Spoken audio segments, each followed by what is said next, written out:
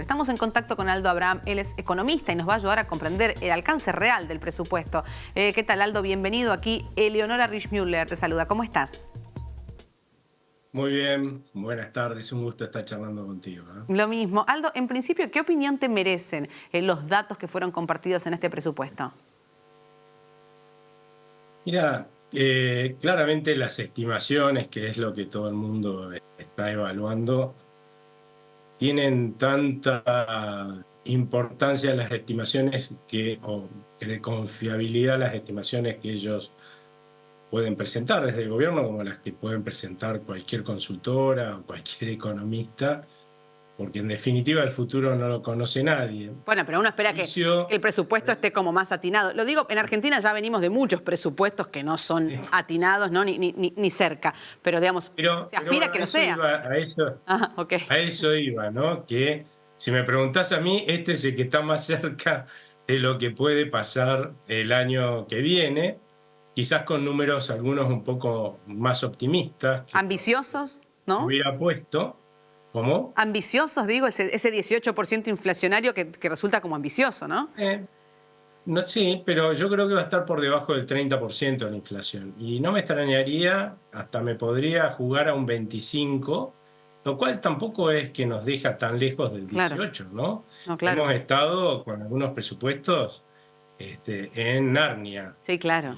Y no con diferencias. Lo mismo pasa cuando algunos hablan del crecimiento económico del año que viene. Sí, 5% suena hoy optimista, pero 4 no.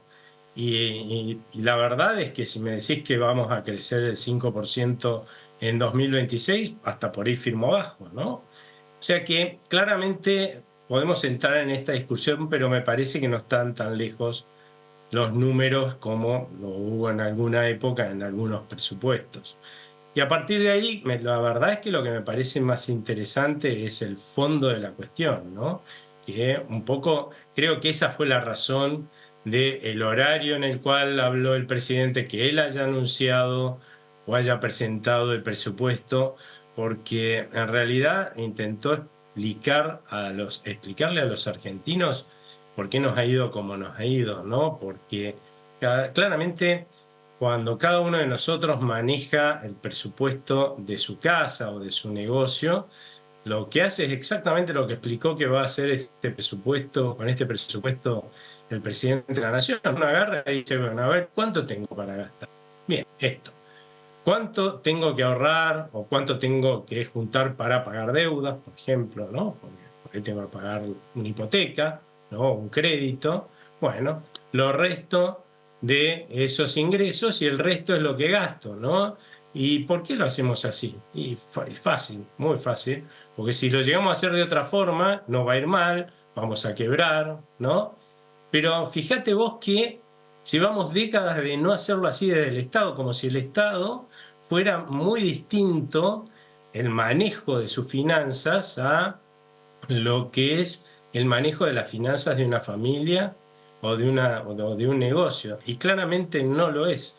O sea, un Estado que perseverantemente gasta de más lleva a lo que hemos vivido ya incontables veces, ¿no? Hemos tenido, para que la gente se dé una idea, 9 cesaciones de pago, o sea, 9 veces reestructuramos nuestra deuda, haciéndole enormes quitas a nuestros acreedores. Y hoy nos llama la atención que nadie nos quiera prestar. Y cola de gente, argentinos y extranjeros, tratando de prestarnos, no vamos a conseguir.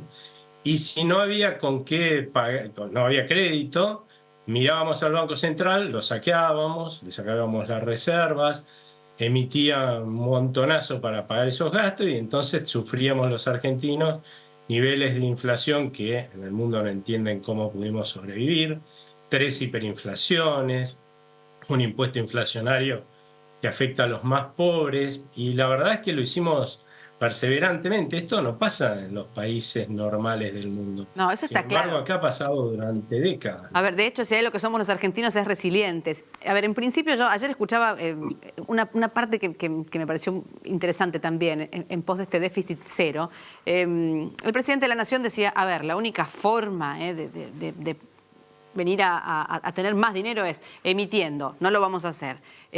Endeudándonos, no queremos endeudarnos más, no lo vamos a hacer, ¿no? Y después dijo también, bueno, a ver, la otra es generando más impuestos, tampoco lo vamos a hacer. Entonces, saneemos las cuentas. Yo creo, y a mí me gusta mucho la comparación con la economía doméstica, porque a veces hay ciertos factores de la macroeconomía que son complejos de entender, pero cuando los llevamos a casa, y todos sabemos que no podemos gastar más de lo que nos entra, digamos, ¿no? Es bastante básico.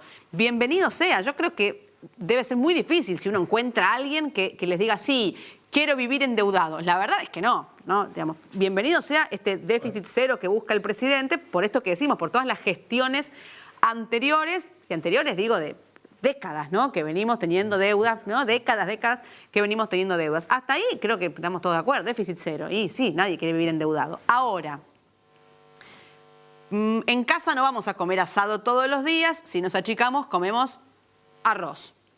Bueno, en algún momento comer arroz era barato, ahora ya no tanto, pero digo, no, buscamos comer fideos todos los días, vamos poniéndole buena onda porque segunda sabemos... marca. Claro, segundas marcas. Bueno, te vas achicando en tu economía doméstica, te vas achicando en pos de, bueno, llegar a ese fin de mes y pagar lo que debes para poder levantar cabeza. Hasta ahí, haces horas extras, ¿no?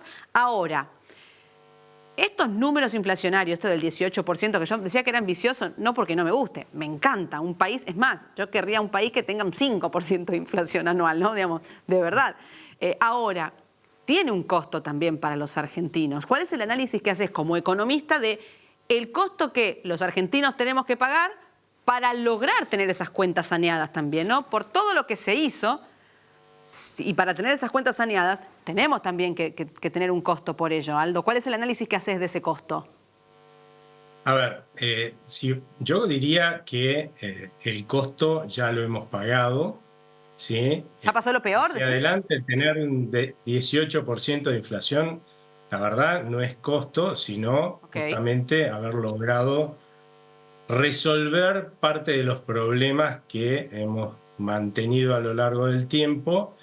Y vos decías que somos resilientes, sí, nos tuvimos que volver resilientes, pero como nos miran en el mundo, más bien es como masoquistas, porque una y otra vez votamos gobiernos que nos llevan a crisis por malgastar, ¿no? Entonces, la verdad, tenés que ser masoquista, porque nunca cambiamos y votamos políticos que manejen el Estado con la austeridad que nosotros manejamos nuestro gasto. Es cierto, como vos decís, que hubo que pagar un costo, que se está pagando y mayormente ya se ha pagado, porque cuando vos haces un macanón muy grande en tu casa también, ¿sí? O en tu trabajo, y lamentablemente varitas mágicas no hay, y la verdad es que ninguno de los candidatos que teníamos para votar eran Harry Potter, ¿no?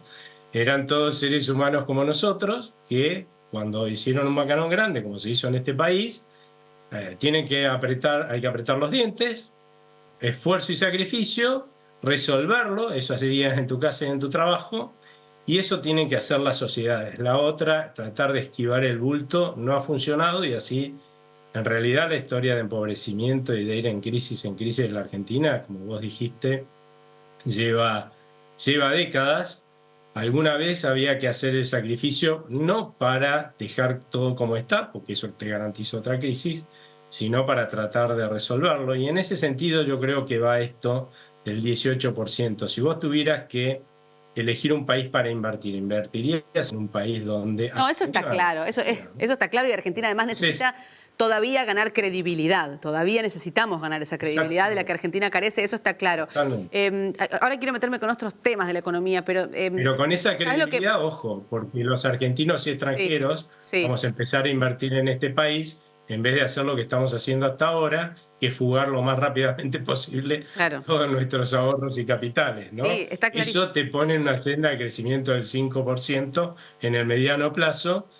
Lo otro te pone en la senda de empobrecimiento permanente que hemos llevado durante décadas. A mí lo que me preocupa también, Aldo, y te lo consulto, bueno, está clarísimo esto del empobrecimiento que recién nombrabas, es hasta cuándo la sociedad va a tolerar ese ajuste tan rápido. ¿Se entiende lo que digo? A ver, que el camino era, bueno, dejar de emitir, que el camino era, a ver, sanear las cuentas.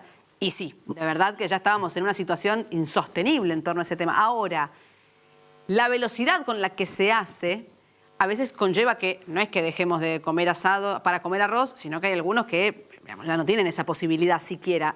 Y por ahí, no es tu realidad, Aldo, ni la mía, pero me pregunto, bueno, ¿cuánto la sociedad puede tolerar la rapidez de este ajuste? Digo, calculo que lo más rápido que salgamos de esta situación es mejor para esa sociedad que está poniéndole todo, ¿no? Sí, no, eso estamos absolutamente de acuerdo y de hecho, bueno, la recesión esta la heredamos y íbamos, se suponía, a una hiperinflación, gracias a Dios se evitó porque otra que el ajuste que hemos hecho, ¿sí? Con una hiperinflación, yo viví dos y no quiero volver Sí, claro. a vivir ninguna en mi vida, ¿no? Porque es tremendo, es la peor de las crisis. Y bueno, hubo que hacer un ajuste fuerte porque los países que no hacen todas las macanas que hemos hecho nosotros durante décadas tienen la posibilidad de tomar crédito. Pero si vos estafaste a todo el mundo, ¿quién te va a prestar? ¿No? Entonces, sí, hubo que hacer un ajuste fuerte. Acá la clave es que la recuperación económica sea lo más rápida posible. Ya Totalmente. se está empezando a ver en el segundo semestre una recuperación, pero claro, es desde el fondo del pozo, ¿no? Llevamos algunos meses de recuperación incluso del conjunto de los salarios. Es cierto que cuando uno habla de recuperación económica o de los salarios, está hablando del conjunto. Por ahí hay algunos que están subiendo, otros no suben nada en términos de poder adquisitivo, estamos hablando de salario, y otros por ahí siguen cayendo, ¿no? Bien. Acá lo importante es sostener la recuperación, cosa de que eso permita que cada vez haya más sectores que mejoren su producción y también cada vez haya más gente que pueda mejorar el poder adquisitivo de sus ingresos. Ahí creo que las claves pasan, por un lado, porque nuestra dirigencia política muestre una mayor Bien. voluntad por cambiar de rumbo, ¿no? Para que nosotros confiemos más y queramos gastar lo que podemos, ¿sí? Gastar e invertir un poco más, cosa que hoy no Claro. hacemos porque tenemos miedo. Y las empresas que han sobrevivido a la recesión y podrían invertir, bueno, dejen de tener miedo, piensen, uy, mira, si esto va a ser un país normal, empiecen Bueno, a invertir y así sí. son las reactivaciones en Esperemos todo el que mundo. sí, que sobrevivan la El segundo mayoría. factor, ir a una unificación cambiaria. Sí, Bueno, ahora. a eso iba. No, digo, esperemos que sobrevivan las mayorías a esto que recién mencionabas.